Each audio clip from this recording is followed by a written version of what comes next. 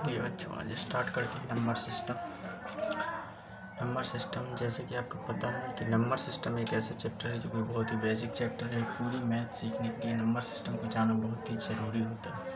तो चलिए number system के बारे में बात करते हैं। नंबर सिस्टम जिसमें पहला ही वर्ड नंबर यूज किया गया है, तो आप ऐसा भी इसको सोच सकते हैं कि दुनिया की कोई भी संख्या जब हम उसको प्रदर्शित करते हैं तो हमें केवल और केवल उसके 10 अंकों का प्रयोग करना होता है।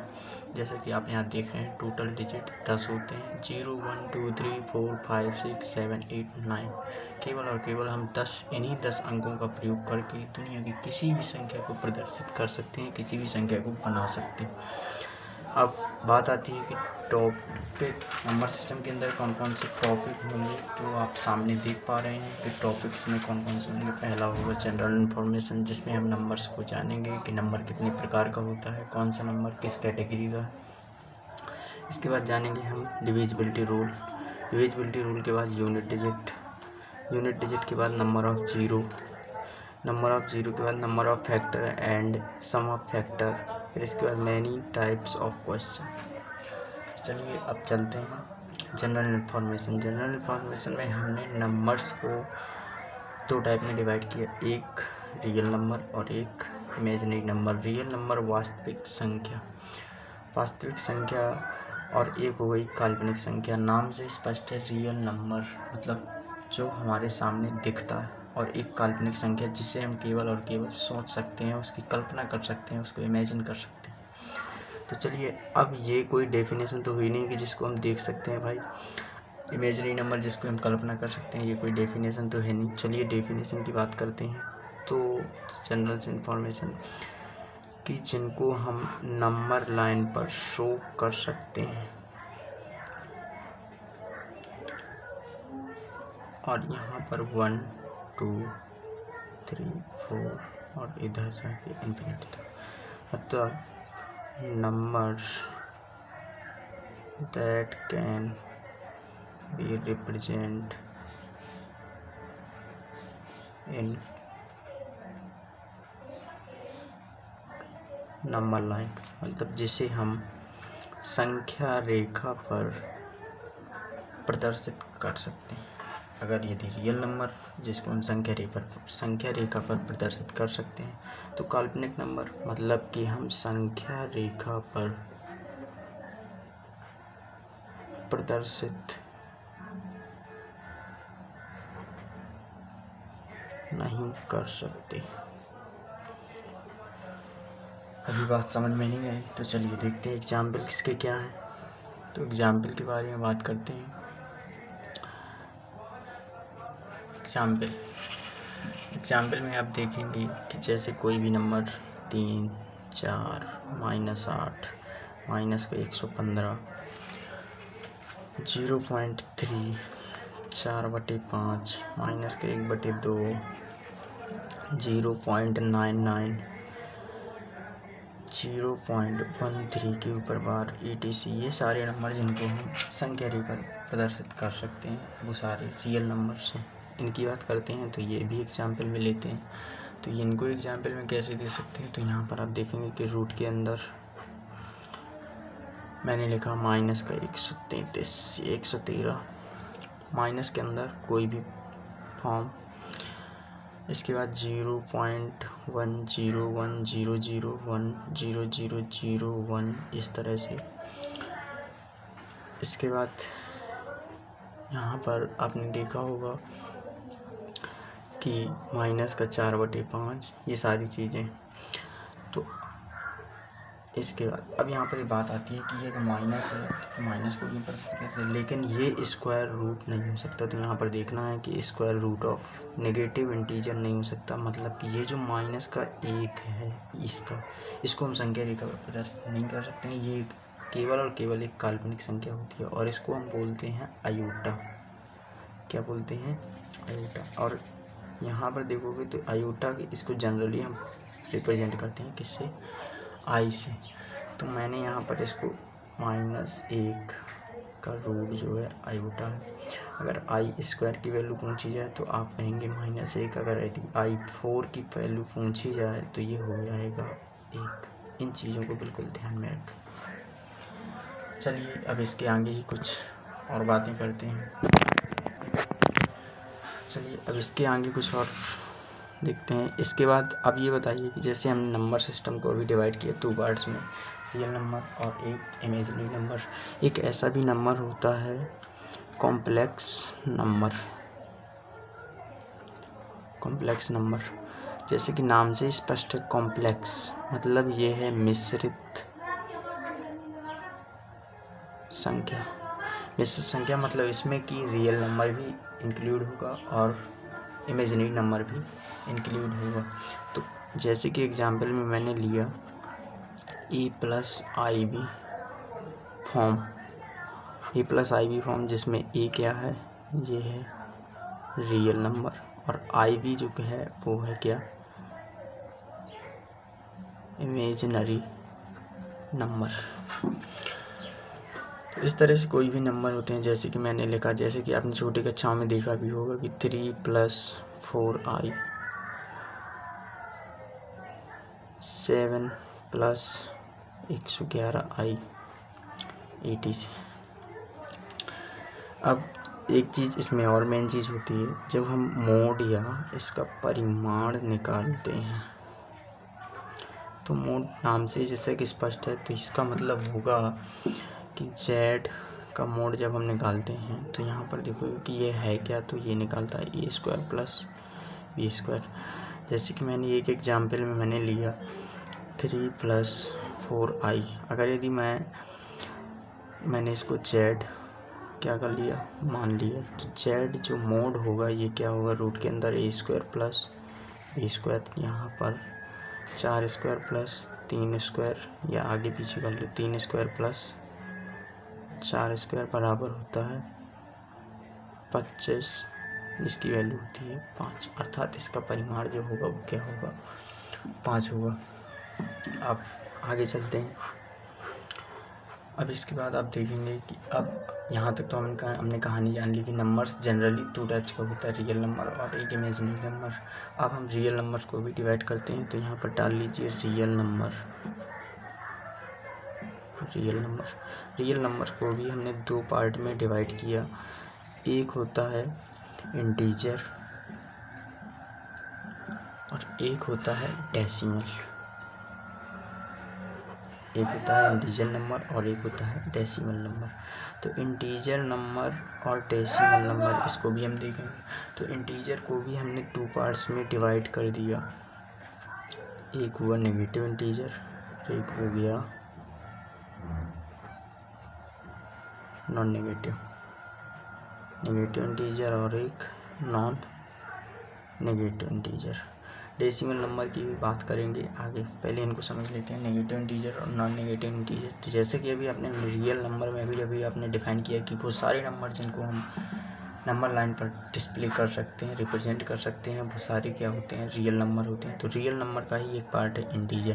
तो यहाँ पर हम नंबर लाइन के सारे नंबर लेंगे, जैसे कि देखेंगे आप ये यहाँ से, तो आपने देखा होगा कि मिडिल में क्या होता है, 0 देख पा रहे हैं।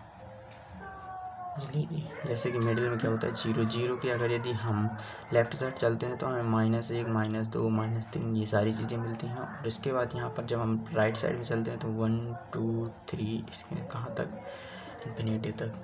तो अब नेगेटिव नाम से स्पष्ट हो गया कि नेगेटिव इंटीजर मतलब ऋणात्मक संख्या। तो अब यहाँ पर देखो कि -1 -2 -3 -4 -5 ये सारी चीज़ें।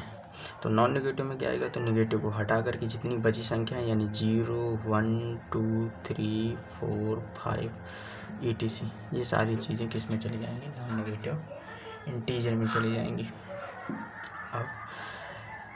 अब यहाँ पर एक बात और आती है, कई बच्चों के दिमाग में सवाल आता है कि 0 तो ना तो नेगेटिव होता है ना पॉजिटिव होता है। तो हाँ ये सच है कि 0 ना तो नेगेटिव होता है और ना ही पॉजिटिव होता है, ये केवल और केवल एक इंटीजर होता है, तभी मैंने यहाँ पर नॉन नेगेटिव लिखा।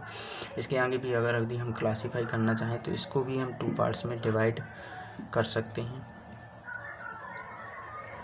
यहीं से नॉन नेगेटिव नंबर जो होता है यही बनता है कौन सा, एक, इसी को हम नाम देते हैं होल नंबर। होल नंबर, और होल नंबर के अंतर्गत हम एक साइड 0 को रख देते हैं और एक साइड पॉजिटिव इंटीजर, एक साइड हम रख देते हैं पॉजिटिव इंटीजर।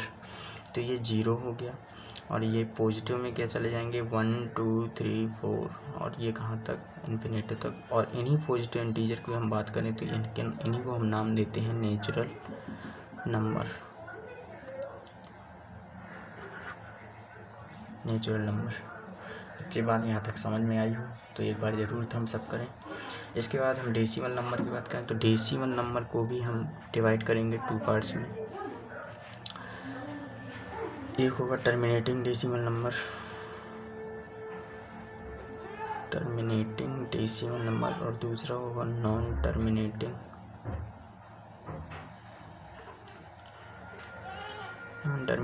Decimal number.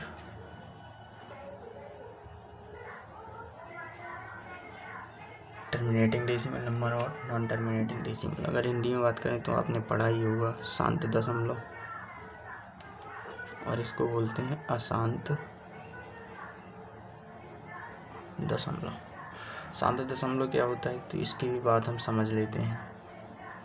शांत दशमलव एग्जाम्पल में लिख लीजिए 0.15, 0.3265, 0.183 etc।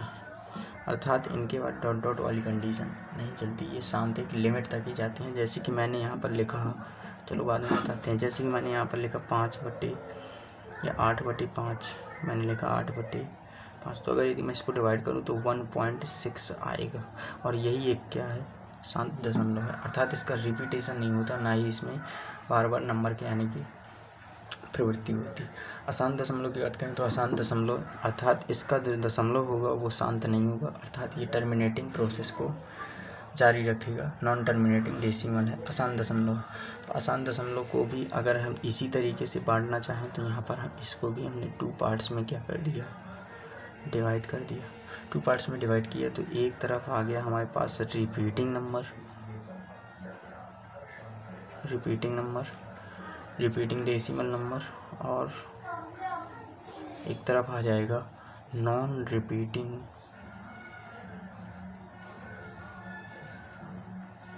Decimal number, non repeating decimal number. अब रिपीटिंग नंबर और नॉन रिपीटिंग डेसिमल नंबर की बात करें तो रिपीटिंग जैसे कि नाम से स्पष्ट है, इसमें क्या होगा रिपीटिंग होगी, अर्थात एग्जाम्पल से हम समझ लेते हैं कि 0.3333 ये ऐसे चलती रहेगी, 0.757575 ये इस तरह से चलता ही रहे, तो ये कहलाता है रिपीटिंग डेसिमल नंबर। इसके बाद नॉन रिपीटिंग डेसिमल की बात करें तो इसमें भी हम एग्जाम्पल की बात करें तो 0.123487315 etc। इस तरीके से एक और एग्जाम्पल लिख लेते हैं, जैसा कि 0.31875226, अर्थात इनमें कहीं भी कोई भी नंबर सेम नहीं मिलता कि यहाँ पर हम इसको डिफाइन कर सकें। ये जो नंबर होते हैं रिपीटिंग डेसिमल नंबर, इनको हम P/Q के फॉर्म में लिख सकते हैं, P/Q फॉर्म लिखा जा सकता है, और इनको हम P/Q फॉर्म नहीं लिख सकते। ये चीज़ याद रखने योग्य है। क्लियर बात? तो चलिए अब हम आगे चलते हैं नेक्स्ट पेज पर। अब जैसे ही हमने बात की P/Q फॉर्म, तो यहीं से एक नंबर हमारा बनता है रेशनल नंबर। रेशनल नंबर अर्थात नंबर ऐसी संख्याएं जिनको P/Q के फॉर्म में लिखा जा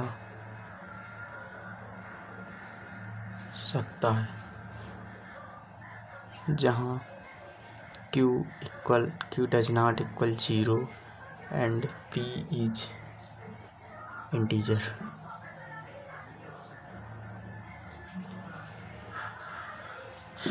एग्जाम्पल की बात करें तो जैसे कि उसने यहाँ पर कोई भी नंबर लिखा, जैसे कि हमने P/Q की फॉर्म की बात की, तो मैंने लिखा कि जो 3 है, क्या 3 को 3/1 नहीं लिखा जा सकता? लिखा जा सकता है, अर्थात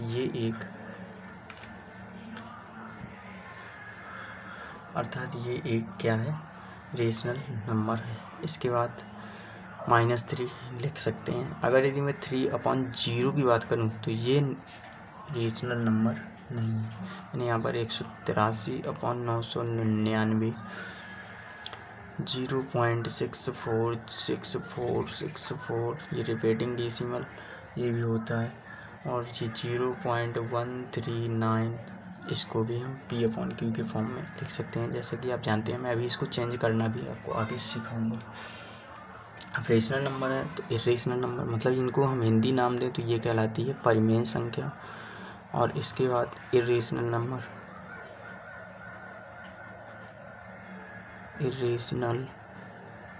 तो इरेशनल नंबर मतलब अपरिमेय संख्या। तो अपरिमेय संख्या अर्थात जिनको P/Q के फॉर्म में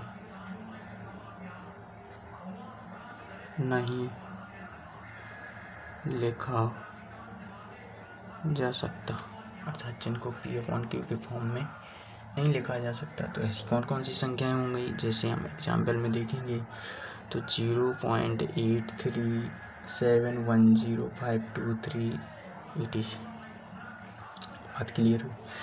√3, √7, √13.7, पाई, रूट के अंदर 2/√3, √26 etc। ये सारे क्या होते हैं, P/Q के फॉर्म में नहीं लिखे जा सकते। जबकि यहाँ पर आप देखेंगे मैंने एक नंबर लिखा P, ये पाई की अगर बात करें तो ये एक होता तो एक इरेशनल नंबर है, लेकिन अगर इसकी स्पेसिफिक वैल्यू की बात की जाए 3.14, वो भी क्या होता है, ये इरेशनल नंबर होता है। 3.1456 ये बहुत सारे डिजिट होते हैं उसमें, ये भी इरेशनल नंबर। लेकिन अगर ये जो हम इसका यूज जो मेंसुरेशन 2D में करते हैं, जब पाई की वैल्यू 22/7 करते हैं 22/7, वो एक रेशनल नंबर होता है। यहाँ पर आपको याद रखना हो तो ये लिख भी लेना कि ये क्या है, रेशनल नंबर है। इसके बाद हम बात करते हैं इंटीजर्स की। तो इंटीजर्स के बारे में आपने समझ ही लिया होगा कि इंटीजर्स, चलिए एक बार और देख लेते हैं। इंटीजर्स को हमने डिवाइड किया था 2 पार्ट्स में, एक हुआ था नेगेटिव, एक हुआ था नॉन नेगेटिव, एक को हमने कर दिया पॉजिटिव। नेगेटिव में वो सारे नंबर -1, -2, -3, -4, ये कहाँ तक, माइनस का इन्फिनिटी तक। नॉन नेगेटिव में क्या होगा, तो 0, 1, 2, 3, 4, 5, 6, ये कहाँ तक, इन्फिनिटी तक। पॉजिटिव की बात करें तो 1, 2, 3, 4, 5 कहाँ तक, इन्फिनिटी तक। अब नेगेटिव इंटीजर्स तो ये सारे सभी को पता होगा कि जिसमें माइनस लगा हो, अर्थात ऋण लगा हो, ऋण का निशान लगा हो। नॉन नेगेटिव इंटीजर 0 से लेकर इन्फिनिटी तक, 0, 1, 2, तो ये अगर इनको हम जनरली और अच्छे तरीके से देखें तो इन्हीं से बनता है हमारा होल नंबर। और पॉजिटिव इंटीजर की बात करें तो ये कहलाते हैं हमारे नेचुरल नंबर। यहाँ पर एक कहानी बनती है कि इंटीजर्स को हम डिवाइड करते हैं तो इंटीजर्स में हमने देखा कि ये इसमें जो इंटीजर्स की बात होती है वो -इन्फिनिटी से लेकर के प्लस के इन्फिनिटी तक की कहानी होती है। तो आप ये बताइए कि अब इंटीजर्स को जो किताबों में दिया जाता है, इंटीजर्स को 2 पार्ट्स में डिवाइड किया जाता है कि नेगेटिव इंटीजर और पॉजिटिव इंटीजर। फिर उसके नीचे बताया जाता है कि 0 एक इंटीजर है, ना ये ऋणात्मक इंटीजर है और ना ये एक धनात्मक इंटीजर। तो यह सेम बात यहीं पर भी निकल कर आती है कि जब हम इंटीजर को डिवाइड करते हैं तो नेगेटिव और नॉन नेगेटिव, जब इन 2 पार्ट्स में डिवाइड करते हैं तब हमारे पास 0 इंक्लूड होता है। लेकिन जब हम यदि जनरली जब हम डिवाइड करते हैं नेगेटिव और पॉजिटिव में, तो 0 यहाँ पर कहीं भी नहीं दिखता है। अर्थात 0 एक इंटीजर्स तो है, लेकिन यह धनात्मक या ऋणात्मक इंटीजर नहीं है। इस बात को बिल्कुल नोट करके रखना। इसके बाद अब हम बात करते हैं यहीं से, अब इन्हीं नेचुरल नंबर से निकल कर चलेंगे सारे नंबर, जैसे कि इवन नंबर, ऑड नंबर, ये सारे। तो अब यहीं से हम इन्हीं को होल नंबर से ही हम डिवाइड करते हैं, होल नंबर। होल नंबर से ही हम डिवाइड करते जाएंगे और इन्हीं को हम क्लैरिफाई करते जाएंगे। तो यहाँ से आप देखेंगे कि इसके बाद हमने लिखा इवन नंबर, होल नंबर के अंतर्गत ही आएगा इवन नंबर। तो इवन नंबर जैसे कि आप जानते हैं कि वो सारी संख्याएं जो कि 2 से क्या होती हैं, डिवाइड होती हैं, कंप्लीटली डिवाइडेड बाई 2। एग्जाम्पल में आप लिख लेंगे 0, 2, 4, 6, 8, 10, etc। इसके बाद ऑड नंबर, तो ऑड नंबर में क्या होगा, ऑड नंबर में जिससे कि 2 से डिवाइड करने पर रिमाइंडर क्या होता है, 1 होता है। Leave remainder 1 when divide by 2। Example की इसकी बात करें तो एग्जाम्पल में आता है 1, 3, 5, 7, 9, 11, 13, 15। इसके बाद इवन हो गया, ऑड हो गया। अब हम बात करेंगे नेचुरल नंबर की। तो नेचुरल नंबर के अंतर्गत भी हम डिवाइड करते हैं, तो यहाँ पर डाल लेना नेचुरल नंबर से ही हम इसको डिवाइड कर देंगे। तो नेचुरल नंबर में ही एक आता है। अब चलेंगे तो हमारे प्राइम नंबर और कंपोजिट नंबर। तो यहाँ पर बात कर लीजिए प्राइम नंबर की। प्राइम नंबर क्या कहलाते हैं, तो प्राइम नंबर की अगर हिंदी की बात करें तो अभाज्य संख्या, नाम से स्पष्ट है, जिसे भाजित नहीं किया जा सकता, जिसे डिवाइड नहीं किया जा सकता, अर्थात इसके एग्जैक्टली 2 फैक्टर्स होते हैं। वो भी कौन कौन से, हिमसेल्फ एंड 1, अर्थात वो संख्या स्वयं और 1। एग्जाम्पल के लिए आप लिख सकते हैं 2, 3, 5, 7, 11, 13, 17, 19। इसकी आगे की बात मैं अभी बताता हूँ। इसके बाद यहाँ पर आप देखेंगे कंपोजिट नंबर अर्थात भाज्य संख्याएं, अर्थात जिनको हम इट हैज एट लीस्ट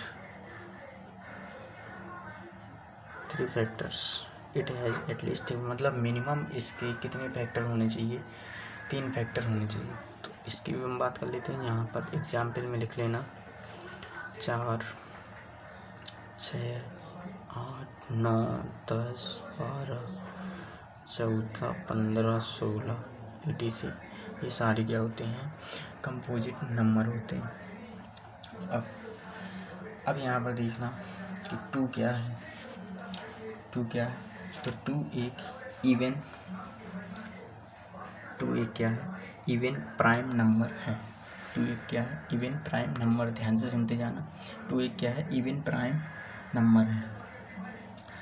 अब यहाँ पर देखोगे कि सब एटलीस्ट, अब यहाँ पर देखोगे कि सबसे छोटी धनात्मक पूर्ण वर्ग भाज्य संख्या कौन सी है। तो यहाँ पर आप ये ध्यान देने की बात है कि सबसे छोटी पूर्ण वर्ग धनात्मक भाज्य संख्या कौन सी है, 4 है। इतना याद रखना। इसके बाद और भी कुछ अच्छी चीज़ है। और यहाँ पर एक चीज़ नोट कर लेना, प्राइम नंबर के अंतर्गत बताया जाता है। प्राइम नंबर के अंतर्गत अगर यदि हम 1 से 25 तक की बात करें तो उसमें टोटल 9, 1 से 25 तक की जब हम गिनती लिखते हैं तो उसमें 1 से 25 तक में प्राइम नंबर 9 होते हैं, जबकि 1 से 50 तक में 15 प्राइम नंबर होते हैं। 51 से 100 के बीच में 10 प्राइम नंबर होते हैं और 1 से 100 तक के बीच में 25 प्राइम नंबर होते हैं। ये बात बिल्कुल कंफर्म रखना, याद रखना। कई बार ऑप्शन में पूछ लिया जाता है और डायरेक्टली फिर आपको वहाँ टाइम नहीं मिलता है कि आप एक एक करके काउंट करते रहें। इस बात को बिल्कुल गौर से दिमाग में बैठा के चलना अगर एक एग्ज़ाम क्रैक करना है तो। चलिए अब देखते हैं consecutive odd prime numbers group, मतलब क्रम से विषम संख्याओं का जो ग्रुप होता है, जैसे 3, 5, 7, अर्थात 2, 2 का जो डिफरेंस होता है कंसेक्यूटिव प्राइम नंबर ग्रुप होता है। चलिए हम बात करते हैं, लिख के बता देते हैं।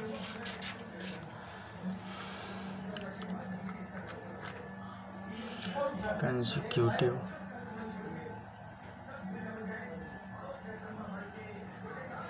Prime number. कंसेक्यूटिव मतलब क्रम से, अब क्रमागत लिख लीजिए, क्रमागत अभाज्य संख्याएं, क्रमागत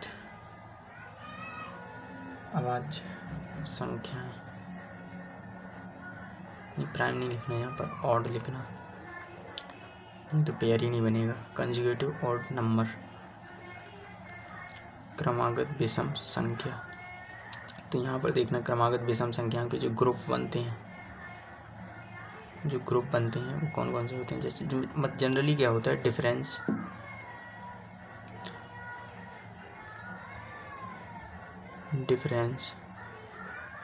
बिटवीन नंबर्स इज ऑलवेज 2। जो दो सभी संख्याओं के बीच में जो डिफरेंस होगा वो हमेशा 2 होगा। एग्जाम्पल से हम समझ लेते हैं इस बात को, जैसे कि 3, 5, 7, 11, 13, 15 etc। ये सारे क्या कहलाते हैं, कंसेक्यूटिव ऑड नंबर ग्रुप। उसके बाद जिन पेयर्स के बीच 2 का गैप है वो अर्थात ट्वाइन पेयर कहलाते हैं। तो consecutive prime, consecutive odd number group कहलाता है। इसके बाद हम देखते हैं कि जिनके बीच में 2 का ग्रुप होता है उन्हीं को हम नाम देते हैं कंसेक्यूटिव ट्विन प्राइम नंबर। चलिए इसके आगे देखते हैं को प्राइम नंबर, नाम तो सुना होगा। तो को प्राइम नंबर अर्थात सह अभाज्य संख्या, को प्राइम नंबर अर्थात सह अभाज्य संख्याएं। अभाज्य संख्या नाम से ही जुड़ा है। तो को प्राइम नंबर अर्थात ऐसी संख्याओं का ग्रुप जिनका HCF हमेशा क्या होता है, 1 होता है, अर्थात जिनका HCF 1 होता है।